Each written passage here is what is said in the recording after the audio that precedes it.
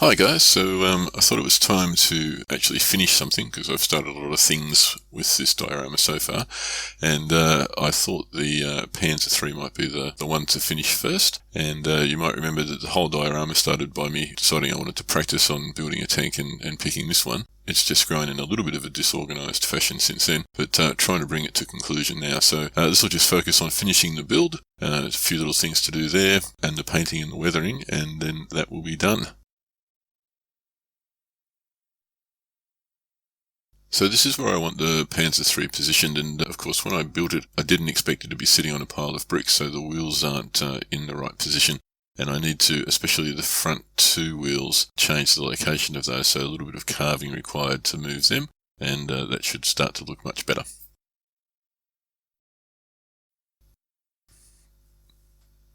So it was a little bit fiddly to get these wheels off, just had to be careful because I didn't want to do too much damage anywhere else, and so just worked through it very slowly and carefully, and in particular trying to pay attention to not raising them too high. I didn't want them to be unrealistically raised, so I think it's come out at a reasonable sort of compromise. Had I been doing it from the start, I might have taken a different approach.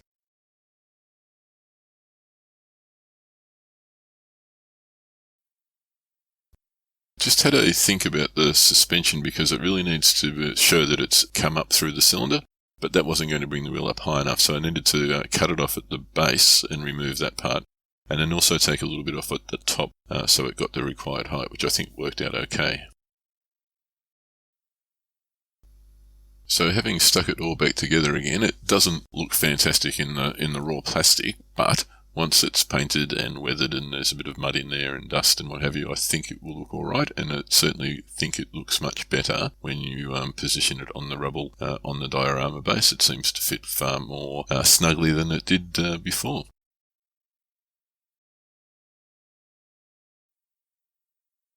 The next thing I wanted to do was to include some battle damage, a few shell holes where it's been hit, ultimately what's caused the crew to attempt to bail out. I wanted the tank to have a very battle-weary look. Didn't want it to look new out of the factory. It's been around for a while. It's been in constant combat for many months, and I wanted to have almost like that, almost like a mech warrior type burnish to the metal, which is the intent. So very carefully with the candle in a file, I heated that up and tried to simulate the shell going in.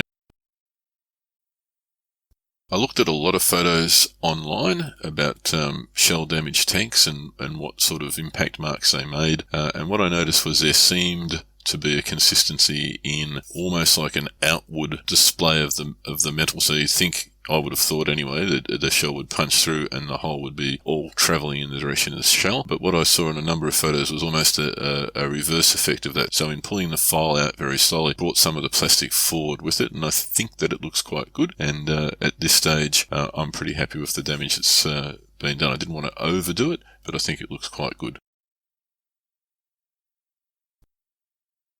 I also went to the extent of putting a bit of an interior in. Now, by no stretch of the imagination is this an accurate interior, and I never intended it to be. I just wanted to have something in there, because I wasn't sure which hatches I'd have open. At one stage I thought I might even have the side hatch open behind the wheels.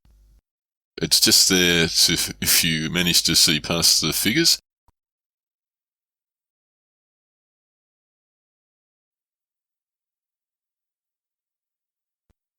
So onto the painting, and I used a mixture of German grey and black, and strengthened the black in the areas around the wheels and under, sort of in the lower part of the tank for shadow effect, and a little bit towards the lower half of the turret as well, just to give it some colour modulation. It didn't necessarily translate all that well in the final version because I did so much weathering on it, and I sort of changed my thoughts as I went along.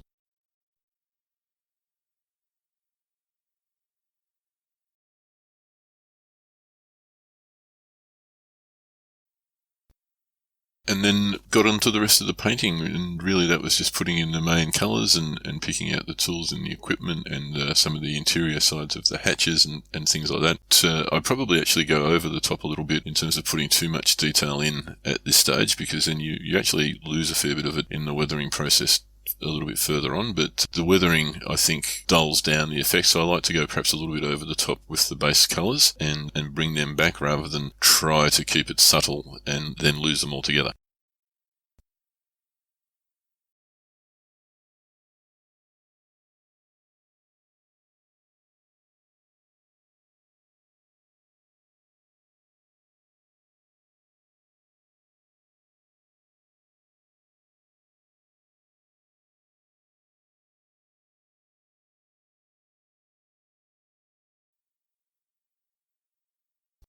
So the decals are on now, and the next stage will be to start with the weathering.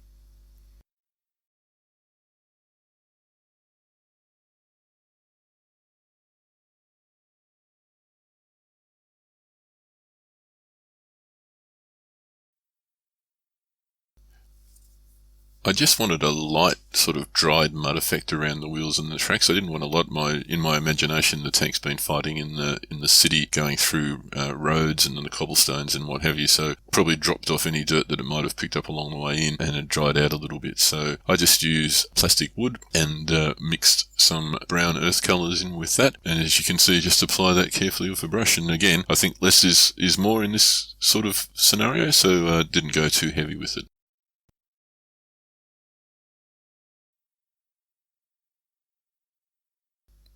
So it's largely dry at this stage. I don't think it's over the top. I think it looks okay. And of course, lots of additional weathering to do to bring that back so it won't look as stark as it does right now. But overall, I'm pretty happy with the effect.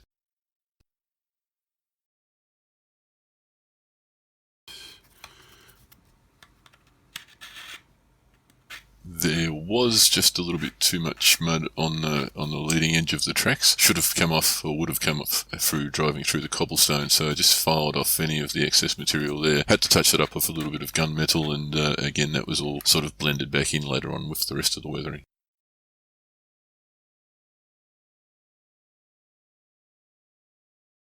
So I use artist oil burnt sienna with some white spirit or terps, or depends what you call it wherever you're watching it from, to make a very runny wash, and apply that everywhere with a bit of a fatter brush. I like how that dries into the crevices, and I think it looks quite... And I wanted to go a little bit hard with this because the next part that I wanted to do, which was the dust effects, was going to take away a fair amount of this effect anyway, so I didn't want it to do it and not see any of it at all.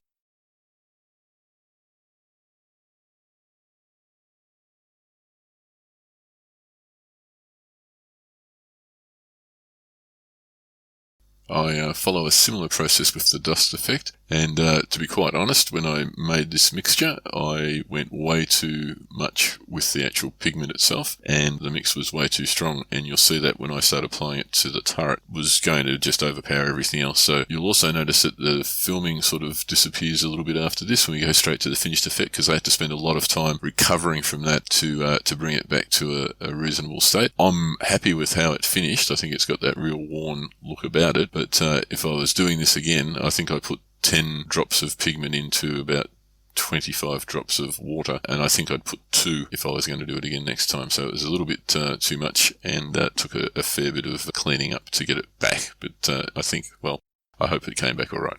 And it was right about here that I started panicking, and I thought, this is a very, very strong pigment, and it's not going to work out very well. So apologies for not filming vast majority of what happened after this, because I went into urgent recovery mode, and the next thing you'll really see will be the finished model. So hopefully that has come out okay. I used some black pastels and just shaved that off into a fine powder, and with a brush applied that around the holes that I put in earlier with the file, and that's, I guess, where I started to change my thinking as well, that I was intending to show that as a sort of like the penetration and the bright metal left behind because of that. But then I thought, well, the most likely resulting fire, smoke, billowing out, and the final straw for the crew with the running gear damaged on the front left side, and the bailout instruction would have left more of a smoky feel. So there's a fair bit of that around the vehicle in various places, and I think it comes out quite nicely. So I think it looks like it's been through a fair bit. I like the sort of that almost burnished sheen, more metal than paint. So it's come up probably a little bit better than I'd hoped for. Again, probably made quite a few mistakes along the way, but I told you I'd show the good and the bad, and hopefully I've learnt from those, and I certainly have learnt from the dust effects, so I won't be throwing that on like I did on this occasion. I also used some orangey red pastel as well, just to accentuate the rust in places, and also even a sort of more orange colour to get that sort of little bit of a burnished metal look in places as well, and I think that's come out quite nicely. I'm very happy with the damage to the tracks. And again, I guess in my mind that the Panzer was coming down the road, it's come under fire. The drivers tried to throw a hard right-hand turn to get behind cover of the house, taken a couple of shells to the front armour, and then one just behind the front wheel at the top there. And used a lot of the black pastel to simulate the fire effect there, and the track being splintered. There was nowhere else to go, and the inevitable bailout order was given. And I think that's come up quite nicely. I quite like the effect of the mixture of the rust and the dirt on the tracks and around the exhaust, and also tried to simulate some rain, the marks that are left on metal after it, if it's been rained on, and it's sort of not rusting, but it's got that sort of watermark or water stain, if you like. So I'm happy with that too. I think that's come up very nicely. Now, the figures I'd done very early in the piece, and I wanted to be really careful about the fact that it didn't become a very, gratuitously gory scene. So there's a little bit of blood on the figures, but I didn't want to have huge amounts of it spraying all over the tank. Maybe it's more accurate if that were the case, but I think it's obvious what's happened in this scene. And I didn't think it needed to be sort of gratuitously covered in buckets of blood. So I may, in the final dressing, once all the pieces are finished, I may add a little bit, but it would be only a very small amount. But the overall effect, I think, looks quite good. So this will be the final resting place for the tank in the finished diorama. As I said, it's tried to make the right-hand turn behind the building to take cover. Hasn't been successful. It's had the tracks knocked out. It's had a couple of penetrations through the front armour. Tank's not going anywhere. Crew attempt to bail out, and it all ends, unfortunately, for them in that scenario. So happy to say that the first piece is completely finished, and the next part will be to paint the T-34, and once I've got that done, then paint the base itself in the building, and it'll be finished. So really appreciate everyone who's watched, and some people have been kind enough to subscribe, and some people have been kind enough to give likes, and I honestly, I actually find it amazing that anyone's watching. So I am very grateful, and I do appreciate it. And I hope you're enjoying it, and I hope my production standards are getting a little bit better and looking a lot nicer to watch. So thanks everybody very much.